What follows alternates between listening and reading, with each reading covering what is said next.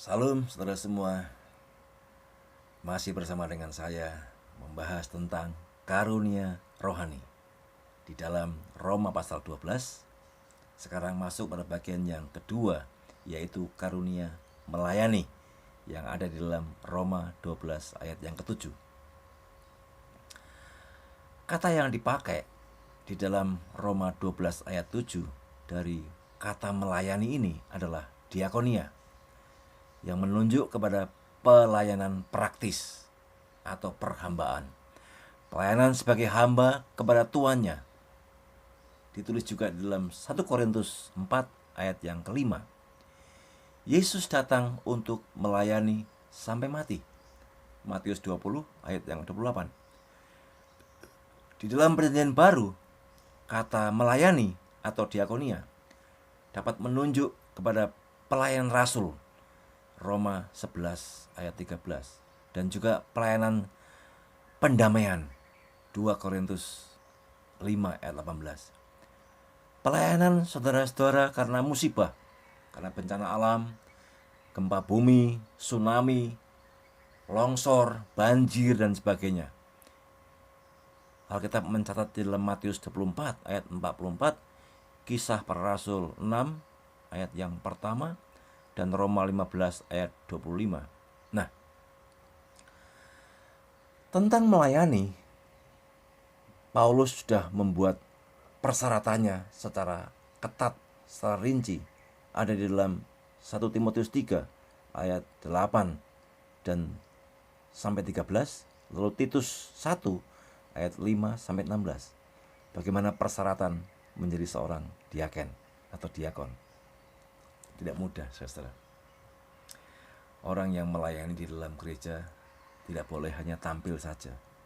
Dibuat persyaratan. Nanti kita bahas dalam video yang selanjutnya. Jadi kalau seseorang tidak punya karunia melayani dalam pekerjaan sosial di dalam gereja, melayani orang-orang yang mengikuti sesi ibadah bagian pertama. Sesi ibadah bagian yang pertama dibuka pada jam 6 pagi. Kalau di Jakarta, seseorang harus bangun jam 5, mungkin jam 4. Apalagi rumahnya jauh di sekitar Jabodetabek. Jauh sekali. Dia harus melewati perjalanan yang begitu rumit karena ada pemberlakuan Car Free Day. Kecuali sekarang musim pandemi, orang tidak bisa beribadah secara langsung di gedung gereja, dia harus ibadah secara online. Tetapi bagi orang yang punya karunia melayani, dia akan melihat ini adalah sesuatu kebutuhan. Dia akan mengusulkan di dalam rapat-rapat gereja bahwa gereja perlu menyediakan air minum, perlu menyediakan makan bagi pelayan-pelayan, terutama bagi para petugas gereja, terutama di sesi pertama, yaitu yang buka pada mungkin jam 6, ada lagi yang ibadah mulai buka setengah 6. Bayangkan dia harus persiapan jam berapa. Orang yang punya karunia melayani, dia akan gelisah kalau gereja belum membuka satu bidang pelayanan pemerhati, memperhatikan kesehatan orang, memperhatikan keselamatan orang di bidang fisik. Ini mungkin belum dipertimbangkan di dalam gereja. Atau orang itu menyiapkan konsumsi khusus hanya untuk para pelayan saja. Karena dia harus bangun pagi-pagi, persiapan di gereja, latihan lagi untuk sesi yang ketiga, sesi yang kedua, dan seterusnya. Dan gereja, bahkan gembala mungkin tidak memikirkan ini. Gembala tapi di gerejanya disiapkan minum yang hangat, snack atau makanan dan seterusnya. Tetapi dia lupa bahwa pelayan-pelayan yang lain, dari penerima tamu sampai pembaca kitab suci di mimbar, itu juga perlu pelayanan, perlu air hangat untuk menghangatkan kerongkongan, pita suara dan sebagainya. dia perlu makan, dia perlu sarapan. Tetapi ada orang yang dia seorang pengkhotbah, dia tidak akan makan sebelum khotbahnya selesai. Suatu hari kami khotbah di Papua, di Wamena. Dia bilang, Pak Peter, saya tidak akan makan sebelum khotbah selesai. Saudara tahu khotbah jam berapa? Jam 4 sore. Dari pagi dia nggak makan. Dan dia sudah berusia 80 tahun. Dia sudah terhuyung-huyung. Mandi pun air dingin. Ibadah seharusnya mulai jam 4. Berarti khotbah sekitar jam 5 atau setengah 6. Ibadah ternyata molor. Bukan hanya jam 4, tetapi bukan hanya jam 5, bukan hanya jam 6, tetapi jam 7 lewat. Dan dia belum makan. Bayangkan, saudara. Sesungguhnya kita tidak perlu membuat janji seperti ini. Tuhan tidak minta seperti itu. Kita harus punya kekuatan. Memang kekuatan bisa bersumber dari Tuhan.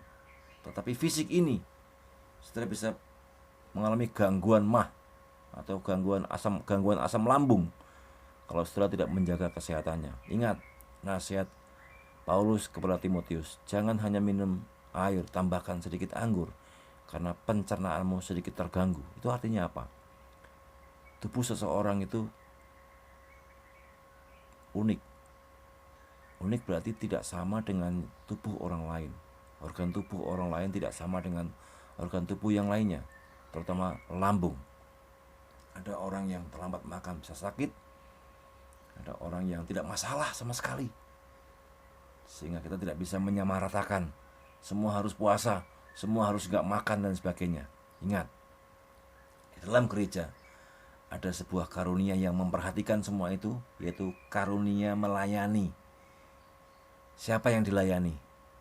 Semua orang yang membutuhkan pelayanan. Bahkan sekalipun dianggap tidak ada yang membutuhkan, orang yang punya karunia melayani ini akan membuka bidang pelayanan khusus, yaitu diakonia.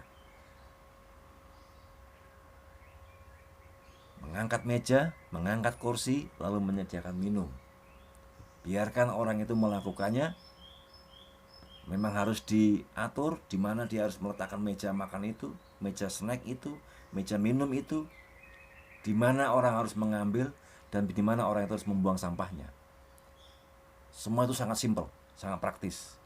Tetapi karena ini ditulis dalam kitab tentang pelayanan, ini ditulis di dalam kitab Roma, maka berarti dalam sebuah gereja harus ada yang melaksanakan, yaitu orang yang punya karunia melayani. Mari kita mendukung orang yang punya pelayanan, punya jiwa melayani seperti ini. Kita pakai istilah jiwa. Tetapi sesungguhnya mari kita memberi kesempatan, memberi kepercayaan, memberi apresiasi juga. Mari mendukung juga orang, anggota gereja, atau bahkan hamba Tuhan yang punya karunia melayani di bidang ini, di bidang hal-hal yang mungkin dianggap orang sangat simpel.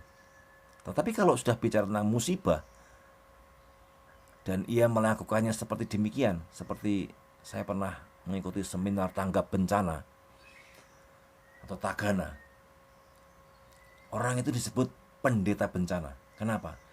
Karena setiap ada bencana dia hadir di sana, membuka posko diakonia, posko pelayanan di seluruh negeri ini. Di mana ada bencana alam, di mana ada tanah longsor, di mana ada gempa bumi, di mana ada banjir, ada tsunami, dia pasti datang dan membangun posko diakonia.